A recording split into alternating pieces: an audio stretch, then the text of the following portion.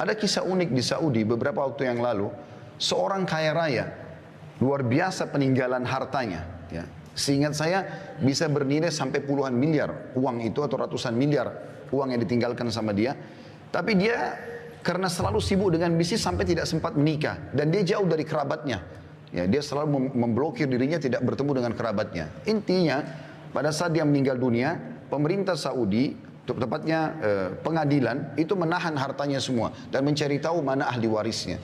Ditemukan hanya ada 3 ahli waris pada saat itu dan ini sepupu yang jauh karena sudah tidak ada kerabatnya, orang tuanya sudah meninggal, pamannya sudah meninggal semua, tinggal ada 3 orang sepupunya dipanggil dan mereka orang-orang susah.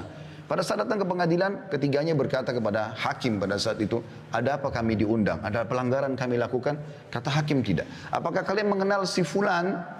Keluarganya meninggal tadi yang orang kaya. Mereka bilang iya, kami tahu dia, tapi mereka belum tahu kalau meninggal. Iya kami tahu, cuman dia selalu menjaga jarak, tidak silaturahim dengan kami, tidak membantu kami tidak tahu beritanya. Kata hakim, dia baru saja meninggal dunia.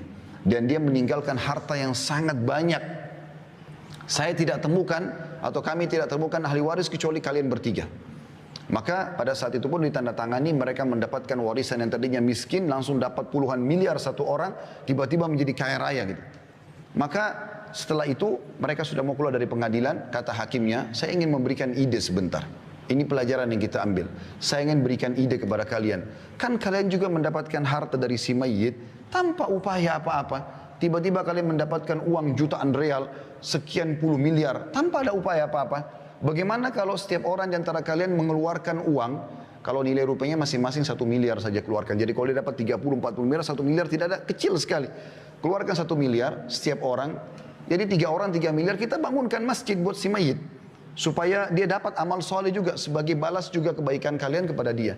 Apa jawaban ketiga? Jadi ini kisah nyata teman-teman sekalian. Ini bukan direkayasa. Ini jawaban bagi orang yang selalu berharap nanti ahli warisnya akan berbuat amal soleh buat dia. Sehingga dia tidak banyakkan amal selama dia hidup. Ini kekeliruan. Belum tentu ahli waris kita mau berbuat baik buat kita. Mungkin pun kalau dia doakan sebulan sekali. Saya tanya jujur teman-teman sekalian hadir di sini. Berapa kali anda doakan kakek anda dalam sehari? Berapa kali anda doakan kerabat anda yang sudah meninggal? Sebulan sekali kah? Setahun sekali kah? Awal kita meninggal hari pertama, hari kedua, hari ketiga, hari ke-10, 1 bulan, 1 tahun masih dikenang. Setelah itu akan dilupakan. Maka yang tertinggal adalah amal yang anda kerjakan. Apa kata kerabat yang pertama? Dia mengatakan saya punya utang banyak, saya mau lunasi. Ini cuma alasan, dia tidak mau bersedekah untuk si mayit, pemilik harta yang sebenarnya. Kemudian yang kedua juga mengatakan, saya sudah lama hidup susah, saya ingin hidup senang sekarang. Maksudnya saya tidak akan memberikan uang untuk bangun masjid itu.